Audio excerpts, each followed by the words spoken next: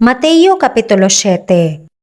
Dili kamo maghukom, aron dili kamo pagahukman. Kaysa hukom nga inyong igahukom, pagahukman kamo. Og sa taksanan nga ginataksan ninyo, pagatakson usab kamo. Og nganong ginatan-aw mo ang puling sa mata sa imong igsuon, og wala mo pagtagda ang pinutol nga kahoy nga anaa sa imong kaugalingong mata. Kun unsaon mo pag-ingon sa imong igsuon, pasagdi nga kuhaon ko ang puling sa imong mata ug ania karon ang pinutol nga kahoy anaa sa imong kaugalingong mata. Salingkapaw, kuhaa una ang pinutol nga kahoy sa imong mata ug unya makakita ka pag-ayo aron sa pagkuha sa puling sa mata sa imong igsuon. Dili ninyo ihatag ang mga butang balaan sa mga ero. Dili usab ninyo igasalibay ang inyong mga mutya sa atubangan sa mga baboy. Tingali unya ilang pagatunob-tunoban sa ilang mga tiil,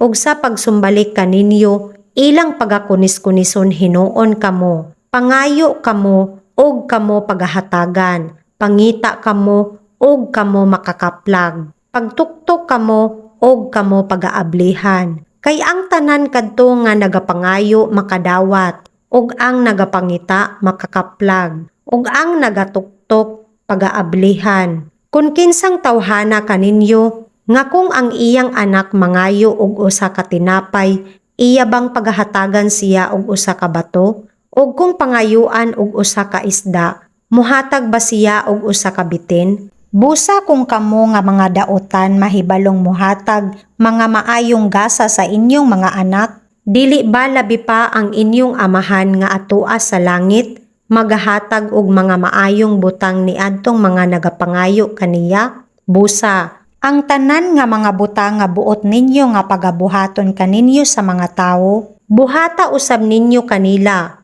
kay mao kini ang kasuguan ug ang mga manalagna. Sumulod kamo sa pultahan nga masigpit, kay haluag ang pultahan ug halapad ang dalan nga nagahatod ngadto sa pagkalaglag, ug daghan ang mga nagasulod kaniya. Kay masigpit ang pultahan ug hiktin ang dalan nga nagahatod ngadto sa kinabuhi, ug diriyot ang mga nakatultol kaniya.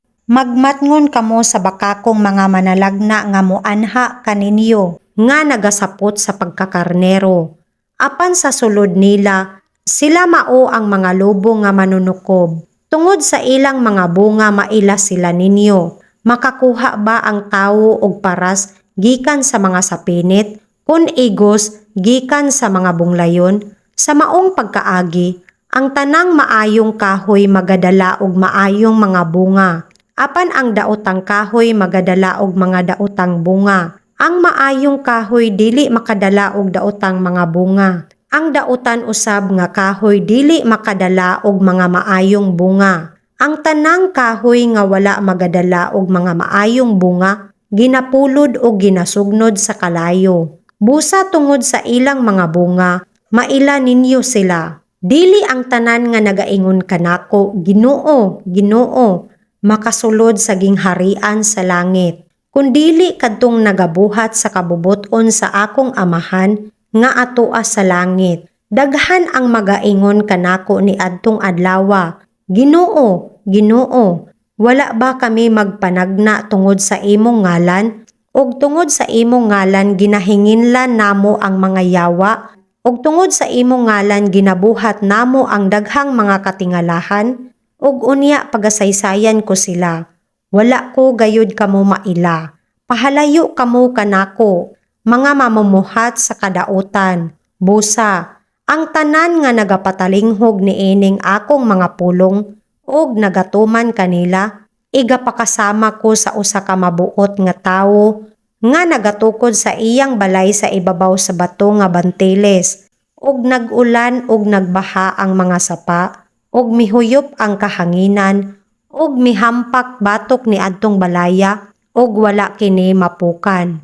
Kay gitukod sa ibabaw sa bato nga banteles, apan ang tanan nga nagapatalinghog ni ining akong mga pulong, og wala nila pagatumana, igapakasama ko sa usa ka tawong buang nga nagtukod sa iyang balay sa ibabaw sa balas, og nag-ulan og nagbaha ang mga sapa, og mihuyop ang kahanginan, og mihampak batok ni adtong balaya, og kini napukan, og dako kaayo ang iyang pagkapukan. Og nahitabo nga sa natapos ni Hesus kining mga pulonga, nang hibulong ang mga panon sa katawhan sa iyang pagtulon-an. Kay siya nagatudlo kanila, ingon nga may pagbulotan og dili ingon sa mga iskriba.